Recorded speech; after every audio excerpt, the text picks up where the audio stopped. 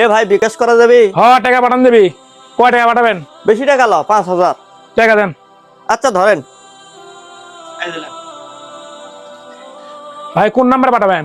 এই নম্বরে টাকা পাঠিয়ে দেন, এই নম্বরে পাঠিয়ে দেন। ও আচ্ছা। ভালো করে দেখেন।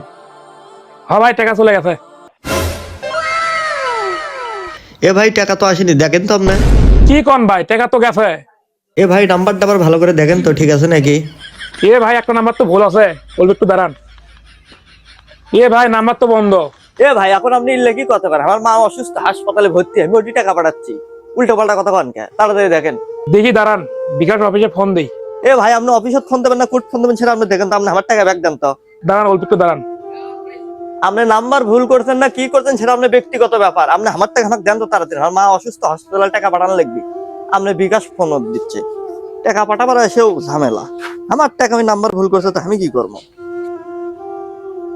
এ ধর এ কাটলে বাজারে নতুন একটা দোকান দিয়েছে বিকাশের, ওর কাছে যাই 5,000 টাকা মারিয়ে লিবু, মারিয়ে লিয়ে একটা কার্ড দিব, দেওয়ার পরে কার্ড আর পরবর্তী পাল্টে দিব, যার নাম্বার ভুল হয় পরে ওই 5,000 টাকা নিয়ে চলে আসবো আবার।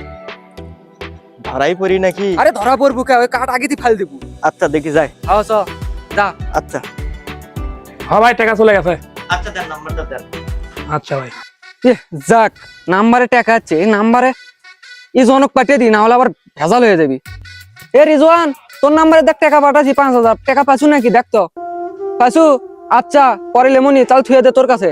যারা বিকাশ নগদের নতুন দোকানদারি করে নতুন ব্যবসা দিচ্ছেন তারা এই ধরনের প্রতারক চক্র থেকে সাবধান। এই ধরনের প্রতারক চক্র আমাদের বাংলাদেশে আনাচে কানাচে এখন ছড়িয়ে গিয়েছে, এইভাবে প্রতারণা করে আপনার টাকা হাতিয়ে নিয়ে যাবে, তাই সবাই সাবধান। এ বাইসেলন একদম 100, বাইসেলন একদম 100।